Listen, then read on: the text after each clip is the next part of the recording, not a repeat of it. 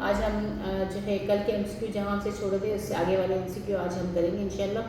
और आपकी फीडबैक भी आ रहा है मगर इतना ज़्यादा नहीं आ रहा जितना वो मैं समझ रही थी कि उस हिसाब से आप बताएं ना कि आपको कौन सा एमसीक्यू सही समझ आया, कौन सा नहीं आया, कोई बेनिफिट हो रहा है या नहीं, और आप आके हमें उसमें और क्या किस तरह से करें कि आप लोगों को मदद में और अच्छा हो जाए।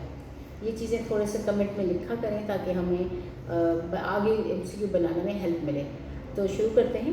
एक एमसीक्यू है आप लोगों का कि लेबर के दौरान एक पेशेंट को प्रीक्लेम्शिया की मरीज़ है और उसको मैग्नीशियम सल्फेट की अच्छी खासी खुराक दी गई है या उसको मैग्नीशियम सल्फेट हाई डोज में मिल गया है। मिडवाइफ देख रही है कि नवज़ायदा बच्चे में वो कौन से मसले हो सकते हैं। अब पहले हमने जब एक क्वेश्चन किया था उसमें कहा था कि अगर मैग्नीशियम सल्फेट ज़्यादा हो जाती है तो माँ को क्या कॉम्प्लिकेशन है या हमें क्या देखना चाहिए। अब ये कह रहा है कि माँ को डोज लेबर के दौरान ज़्यादा हो गई। अब इसमें बच्चे के कोई इफ़ेक्ट्स होते हैं या नहीं होते हैं, वो कौन से इफ़ेक्ट्स हैं जो हम देखना चाहेंगे कि कहीं सही है या नहीं है। उसमें है कि दिल की धड़कन तेज़ होना, दिल की धड़कन इतनी तेज़ नहीं होती इससे। हाइपोग्लाइसेमिया भी नहीं होता। झटके तो से तो बचाता है ना ये मैग्नीशियम सल्फेट, रिलैक्स करता है मसल्स, तो झटके नहीं लगेंगे इसको। हाँ, सांस लेने में इसको प्रॉब्लम हो सकती है क्योंकि रिस्पायरेटरी रेट कम करता है। तो इसको हम जब देखेंगे तो जब किसी पेशेंट को आप मैग्नीशियम सल्फेट दे रहे हैं तो जब बच्चा पैदा होता है तो उसके आपने मुआयना चेस्ट का भी और सांस का भी अच्छी तरह से करना है कि ये पॉसिबिलिटीज़ हो सकती हैं। और भी है इसके मगर ये वाली पॉसिबिलिटी भी होती है। तो इसमें जो ऑप्शन है करेक्ट वो है सांस में बेकायदगी।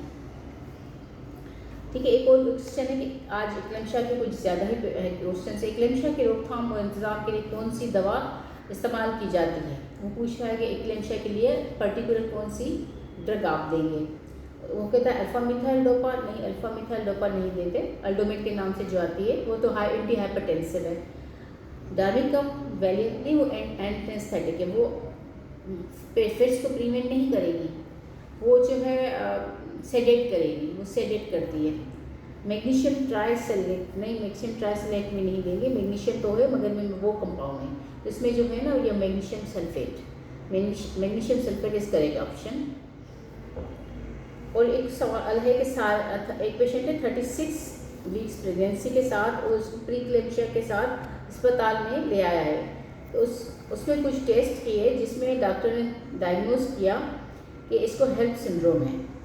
तो उसके कौन से टेस्ट होते हैं जिससे डायग्नोस होता है कि ये हेल्प सिंड्रोम। असल में पहले तो ये पता होना चाहिए ना कि हेल्प सिंड्रोम है क्या।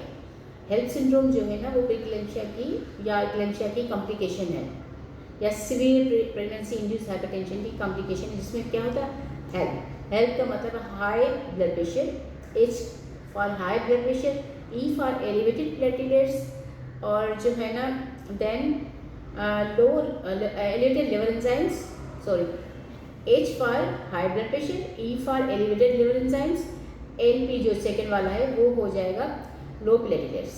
ये 5 चीज़ें मिला के हेल्प सिंड्रोम होता है। अब इसमें इन्होंने क्या दिया, हेमोग्लोबिन नहीं, हेमोग्लोबिन से इसका ज़्यादा ताल्लुक नहीं है। ग्लूकोज से भी इसका ताल्लुक, अगर ग्लूकोज कम है तो वो फिर लिवर की एक और कंडीशन हो जाती है जिसको हम फैटी लिवर ऑफ प्रेगनेंसी बोलते हैं। और इसमें प्लेटलेट्स, यस प्लेटलेट्स ही हमें डायग्नोस करेंगे। अगर लो प्लेटलेट्स हैं तो इसमें हम कहेंगे कि ये हेल्प सिंड्रोम की तरफ जा रही है। अब उन्होंने आपने क्या देखिए ब्लड प्रेशर उसका बढ़ा हुआ है, प्रीक्लेम्शिया है। दूसरे आपने ब्लड का टेस्ट किया जिसमें उसके प्लेटलेट्स लो आ गए। दूसरे हम क्या करते हैं लिवर एंजाइम्स करवाते हैं, SOGPT और SOGT, ताकि अगर वो एंजाइम भी एलिवेटेड है, H for high blood pressure, L for elevated liver enzymes, LP मतलब कि लो प्लेटलेट्स, तो ये आपका हेल्प सिंड्रोम हो गया। आमतौर पर शोल्डर डिस्ट्रॉफी में बच्चे के जिस्म का कौन सा हिस्सा शामिल होता है।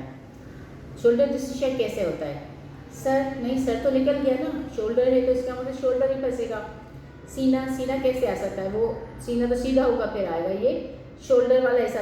अब इसमें से दो एक जो बिल्कुल मिलने वाले क्वेश्चन उन्होंने दिए कंफ्यूज करने के लिए, अगला कंधा या पिछला कंधा, डेफिनेटली अगला कंधा, क्योंकि फर्स्ट वाला जो आएगा वही फंसेगा ना, पिछले वाला तो पीछे है, आगे वाला आएगा वो जाके वो प्यूबिक सिम्फाइसिस पे फंसता है ना, सेम वाली साइड से। हम क्या करते हैं, शोल्डर डिस्ट्रॉफी की डेफिनेशन ही यही है कि जो है ना वो प्यूबिक सिम्फाइसिस के नीचे से उसको स्ट्रक्ट हो गया है, तो पेल्विक सिम्फाइसिस आगे होगा, जो फर्स्ट वाला आ रहा है वही अगला वाला कंधा फंसेगा। तो इसमें ऑप्शन जो होगा वो अगला कंधा या इंटीरियर शोल्डर इसको बोलते हैं, इंटीरियर शोल्डर।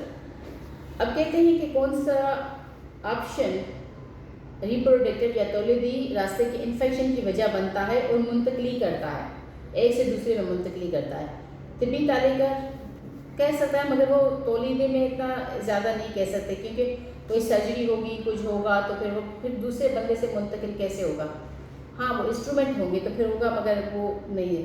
दूध पिलाना, दूध तो सिर्फ बच्चे को वो नहीं, वो उसके तौलीदे में नहीं आएगा। मुतासरा खून जो है ना, वो तो तौलीदी नहीं हुआ ना, वो तो ब्लड के ज़रिए ट्रांसमिशन हुई।